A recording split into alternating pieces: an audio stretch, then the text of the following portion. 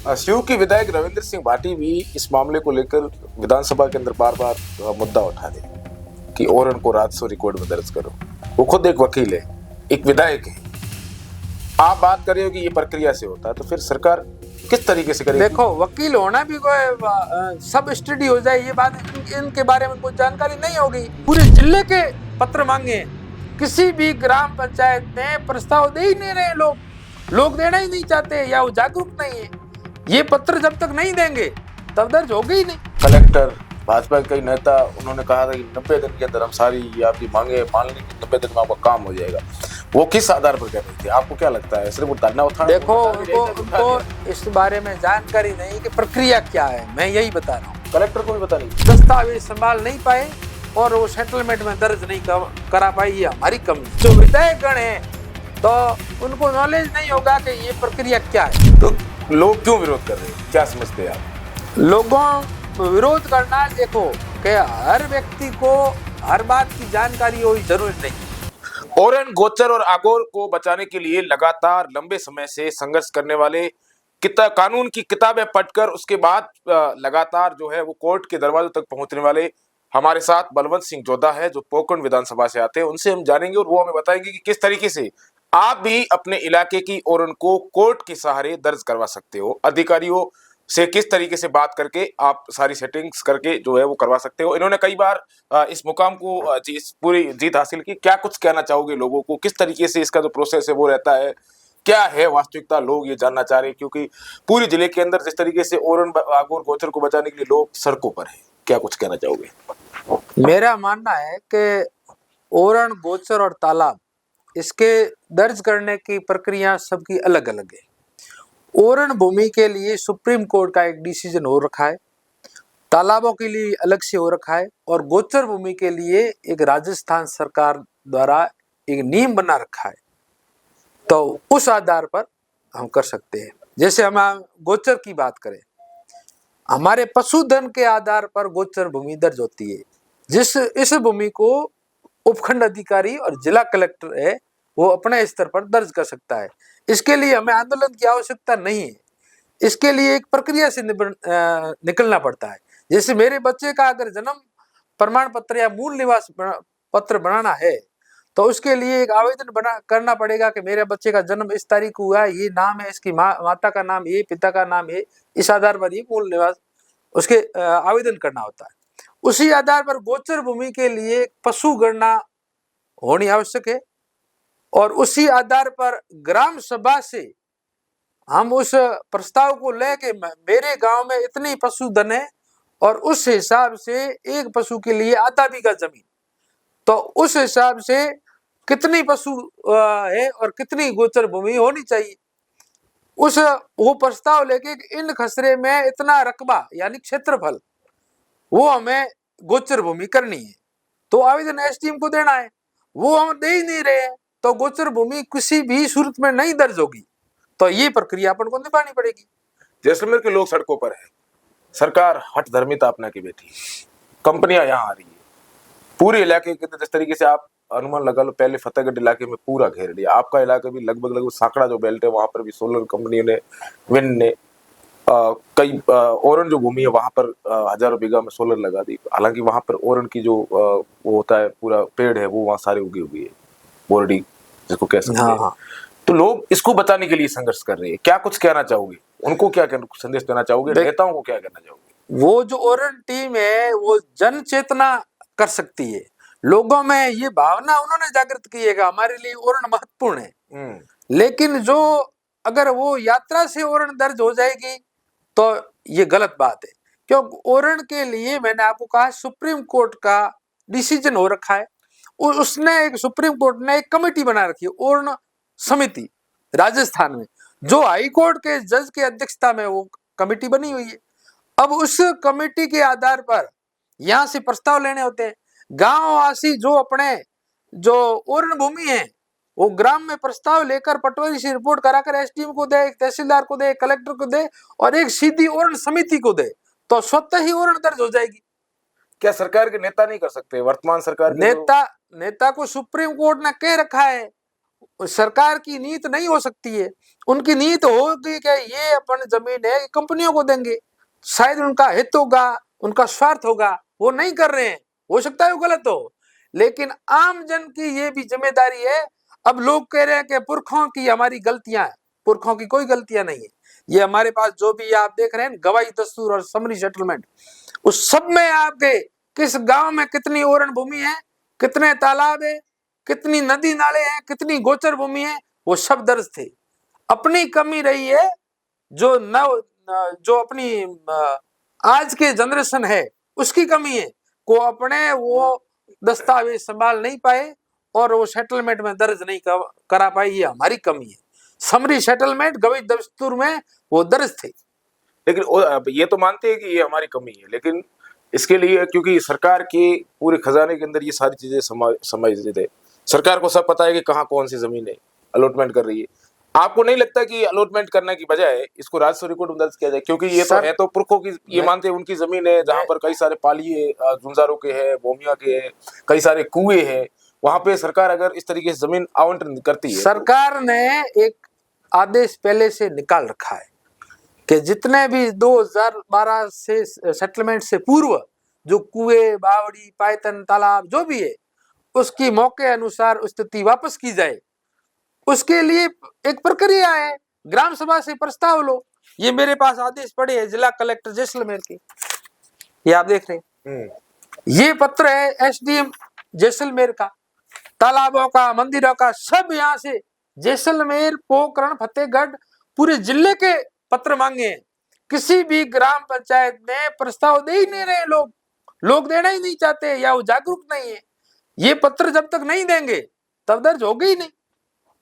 तो सरकार के अपने स्तर, क्योंकि लोग इतने सारे अगर विरोध कर रहे हैं, कंपनियों का विरोध कर रहे हैं, वो सरकार का विरोध कर रहे हैं, इस बात को लेकर विरोध कर रहे हैं कि वो इस जमीन को दर्ज करे, तो क्या सरकार इस तरीके से अपने स्तर पे कोई निर्णय नहीं ले सकती? सरकार ने आदेश जारी कर दिया, ग्राम सभा नहीं देगी तब तक होगा नहीं। ग्राम सभा उस जमीनों की तो कई सारे प्रस्ताव, जब ये सभाएं होती है, इसमें ये बातें होती, कई सारे प्रस्ताव यहाँ कलेक्टर तक अटके पड़े हैं, कई लोगों ने प्रस्ताव दिए, वो प्रस्ताव यहाँ तक सीमित है, आगे नहीं जा रहे। क्या वो प्रक्रियाधीन है, अगर नहीं दे रहे तो सरकार का विरोध होना चाहिए, सही बात है। लेकिन जो दस्तावेज आए हैं मात्र 5-7% आए हैं। 100% अगर नहीं आएंगे तो ओरण समिति को ये कलेक्टर महोदय ये दे देंगे कि हमारी ओरण में ये जमीनें इतनी ही है। फिर हम सुप्रीम कोर्ट में भी नहीं जा सकते इसके लिए, क्योंकि सुप्रीम कोर्ट ने ऑलरेडी कमेटी बना के रखी है। तो लोग क्यों विरोध कर रहे हैं, क्या समझते हैं आप? लोगों विरोध करना, देखो कि हर व्यक्ति को हर बात की जानकारी हो जरूरी नहीं हो, चाहे वो कितना भी पढ़ा लिखा हो, लेकिन उस फील्ड में नहीं है तो उनको जानकारी नहीं होगी। तो मैं आपके चैनल के माध्यम से कहना चाहूंगा कि इसके लिए अलग अलग तरीके हैं। जैसे गोचर भूमि का मैंने अलग से बताया, अब नदी, नाले, तालाब, कुएं, बावड़ी, इसके लिए राजस्थान सरकार का एक आदेश जारी हो रखा है जो संवत 2012 से पूर्व में है, उसको कैसे दर्ज करे। उसके लिए मेरे पास मोहनोत्तैण सिंह की पुस्तक है, उसमें 400 साल पहले यहाँ क्या क्या तालाब थे, कहाँ थे, हमारे वो पोखरण पर्ग ने किए। उसके अलावा इतवारी के जैसलमेर है, इसमें भी है। ऐसी कई पुस्तकें हैं। मैं कल परसों जैसलमेर से, जोधपुर से मैं एक और लाया पत्र 4 है जो इसके जरिए मैंने लाया हूँ, जिसमें जो 1890 की स्थिति है, जो ये सिर्फ पोखरण की है, पोखरण परगना की। उसमें कितने तालाब थे, कितने मंदिर थे, कितने तलाई है, कितने गोचर भूमि है, कहाँ ओरण है और क्या स्थिति है उस क्षेत्र की, वो सब डिटेल है। तो अगर वहां कहीं भी चूक हो जाती है तो हम एसडीएम कोर्ट में ये लगा के दावा और ये शुद्धि करवा सकते हैं। अभी तक आपने कितना बीघा ओरण, गोचर और तालाब ये राजस्व रिकॉर्ड में दर्ज कराई? क्योंकि जब मैंने ये आपकी सारी जो किताबें ये रखी है, ये कई सारे जो आपने पूरी प्रस्ताव वगैरह सारे तैयार करके रखे हैं, इसका आपने क्या प्रोसेस किया और आज तक आप कोर्ट के सहारे कितना बीघा जमीन जो है वो राजस्व रिकॉर्ड में दर्ज करा चुके हैं? लेकिन प्रक्रिया इसमें 2 होती है। अगर अपना प्रशासन नहीं करता है तो हमें मजबूरन कोर्ट में जाना पड़ता है। इसके लिए मेरा एक ही मामला ऐसा था, रामदेश्वर तालाब, जिसके 432 बीघा का हाई कोर्ट ने ऑर्डर दिया, वो दर्ज हुई है। इसके अलावा यहाँ टीना डाबी थी तो उनसे मैंने 100 बीघा जैसे बांदोलाई का कराया, तो उससे अलावा 700 बीघा का बांदोलाई का और कराया। गोमट में 10,700 ओरण भूमि दर्ज कराई। ऐसे मतलब हरियाणा में है कई मामले हैं, जैसे 60-70 हजार बीघा होगी करीब। अब जो ये मुद्दा चल रहा है, जैसे ये इलाका है रामगढ़ इलाका, जहां पर आपको पता है गत दिनों जमीन अलॉटमेंट हो गई, सरकारी जमीन थी, बताया जा रहा है, हालांकि हम भी वहां गए थे, लोगों में बड़ा आक्रोश है उस मामले को लेकर। अब इनके पास क्या तरह, क्योंकि ये तो गलती सरकार की है ना, कंपनी अलॉटमेंट जमीन पूरी अलॉटमेंट कर दी, बजट अलॉटमेंट कर दिया, और बजट के अंदर आप देखिए कि जो घोषणा हो रही उसके अंदर ये सारे नेता लोग बधाई दे रहे थे कि जैसलमेर के अंदर हमने सोलर पार्क लगाने के लिए 2900 करोड़ रुपए का बजट जारी किया, जबकि लोग पहले से विरोध कर रहे हैं। इसमें मैं आपको कहना चाहूंगा, ये इसमें सरकार की बदनीयत थी, क्योंकि यह जमीन राघवा और सेवा की शायद आप बात कर रहे हो, ये उपनिवेशन में था और इसके ऑलरेडी प्रस्ताव पहले से जा चुके थे ओरण के लिए। सरकार ने उसी जमीन पर ये आवंटन करने की बात कही है, तो इस आधार पे मैंने वो दस्तावेज लेकर ओरण समिति को देके आया हूं, और जो इनके सचिव है उनसे मिल के आया हूं, और उनको मैंने कहा है कि भाई अगर ऐसे करोगे तो सुप्रीम कोर्ट में आपके खिलाफ अवमानना का केस दायर किया जाएगा। उनको मैंने नोटिस भी दे दिया है, 15 दिन का समय दिया है, और शायद वो जमीन खारिज भी हो चुकी है। जी जी, तो ये तो बजट जारी हुआ है। बजट हो तो जमीन दूसरी जगह आवंटन करेंगे, जो ये खसरे लिए गए ये किसी भी सूरत में यहाँ नहीं किए जाएंगे। ऐसे कई जगह है, मैं कह रहा हूँ कि सरकार की बदनीयत हो सकती है, लेकिन आम व्यक्ति को जो ओरण प्रेमी है, जो तालाबों के प्रकृति के प्रेमी है, उसको जागना होगा, और इस भूमियों को बचाने के लिए एक प्रयास है, एक प्रक्रिया से निकलना होगा। उसी आधार पर 100% होगा। अगर सरकार नहीं करेगी तो कोर्ट के जरिए हो जाएगा। तो ये तो बात ये हो गई कि जैसे अपने घर का सांप को छोड़ के पड़ोसी के घर में डाल दिया, ये बात तो ये होगी, जैसे निरस्त हो गया तो होगी जैसलमेर में आवंटन।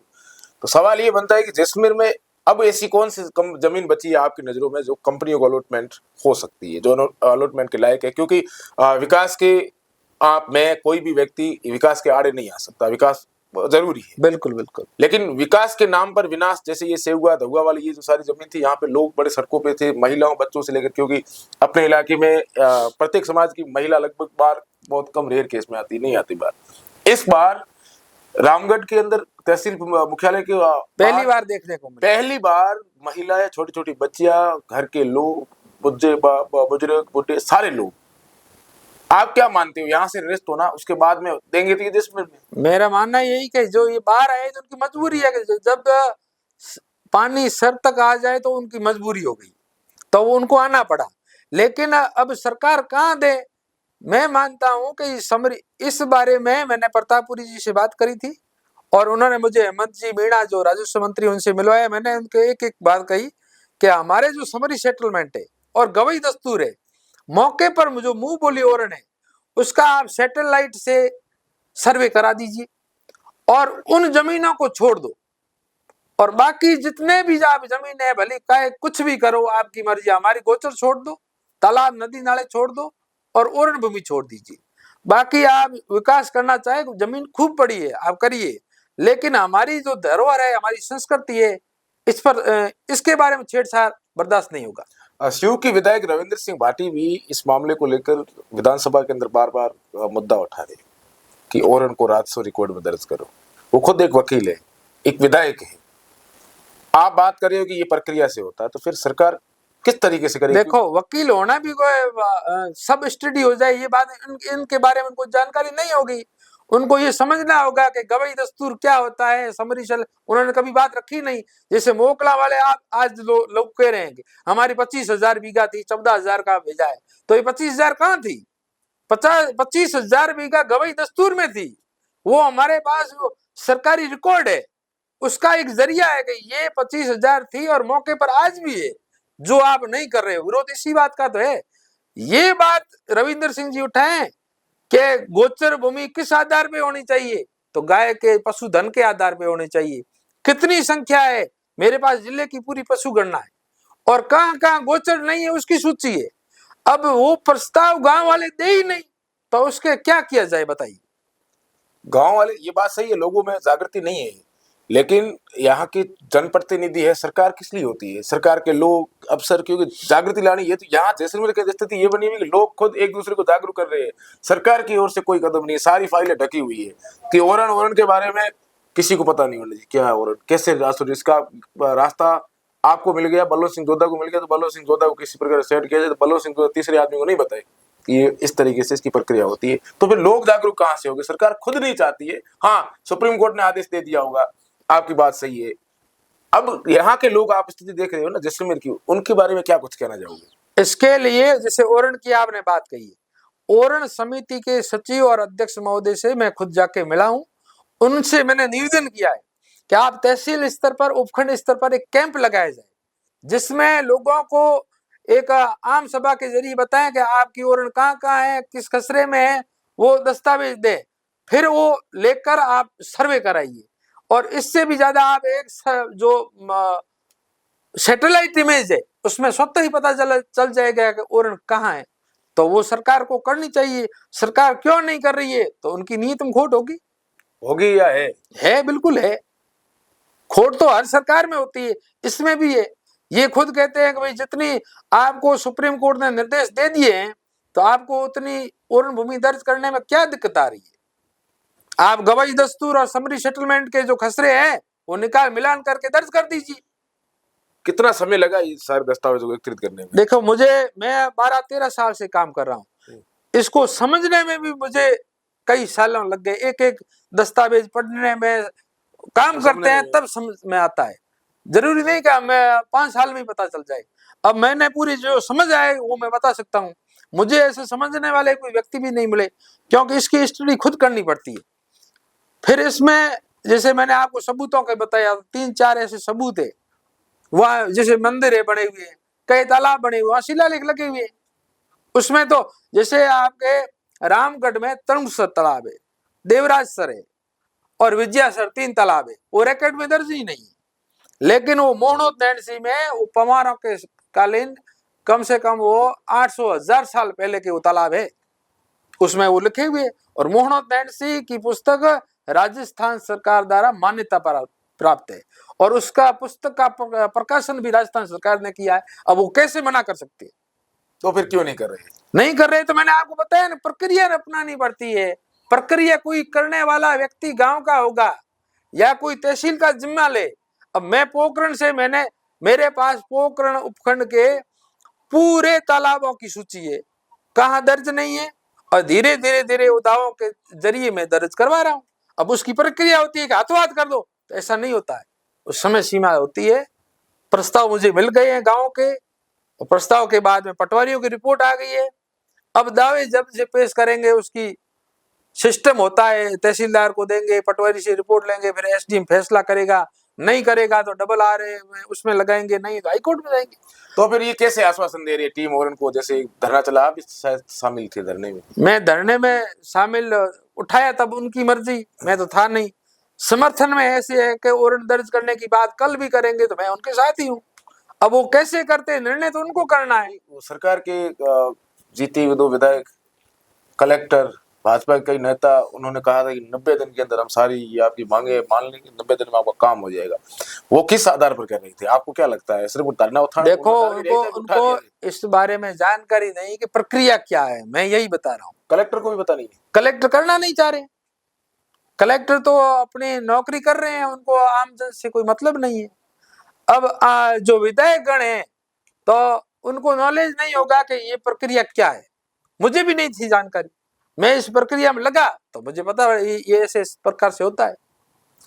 आपको क्या लगता है, ओरन टीम जयपुर पैदल जा रही है, क्या ये अपने मकसद में कामयाब होंगे जो ये मांगे लेकर? उनका मकसद क्या है? देखो, संघर्ष, बहुत ज्यादा संघर्ष, क्योंकि संघर्ष करने वाले कभी हार नहीं होती, वो हमेशा जीतता है। ये पहले भी जीतता है और भविष्य में जीता है। लेकिन आप देखिए कि वहां से तनोट माता के मंदिर से लेकर जयपुर तक पैदल जाना एक बहुत बड़ा चैलेंज होता है साहब। हर कोई 30 किलोमीटर। ओरन टीम ने पहले 35-40 दिन लगातार धरना दिया, ये भी बहुत बड़ी बात है। उन्होंने यहाँ रैलियां की, वो भी बहुत, मतलब बार बार वो लोगों को, प्रशासन को बता रहे कि लोग ये चाह रहे हैं।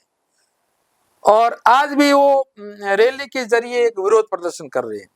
इसमें लोगों में प्रोत्साहन हुआ है, लोगों में जानकारी हुई है, ओरण के प्रति जागरूकता आई है, लेकिन दर्ज इस हिसाब से नहीं होगा, ये कड़वा सत्य है।